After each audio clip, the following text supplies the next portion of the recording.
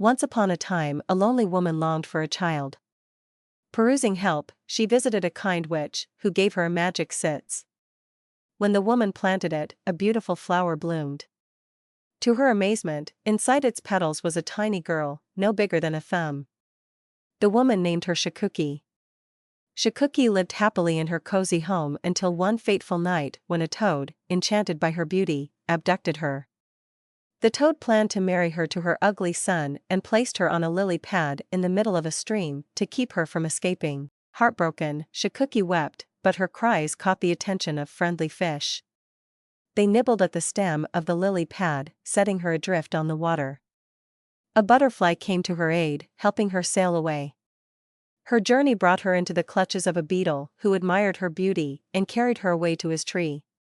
However, the other beetles mocked her for being different, and he abandoned her. Alone in the vast wilderness, Shakooki wandered, trying to survive. As winter approached, Shakooki sought shelter in the home of a kind field mouse. The mouse took her in and cared for her, but there was a catch: the mouse wanted her to marry a wealthy mole who lived nearby. The mole was blind and grumpy, yet he admired Shakooki's gentle nature. Feeling trapped, she reluctantly agreed to the arrangement. During her stay with the field mouse, Shakooki discovered a swallow lying injured in a tunnel. Moved by compassion, she nursed the bird back to health. As the swallow regained its strength, it offered to take Shakooki away from her unwanted life underground. Shakooki hesitated, unsure if she should leave. The day of the wedding to the mole arrived, and Shakooki felt despair.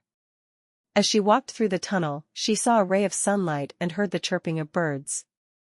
Summoning her courage, she refused to marry the mole and fled. The swallow, who had been waiting for her, scooped her up and carried her far away to a land of eternal summer. In this magical place, Shakooki found herself surrounded by flowers.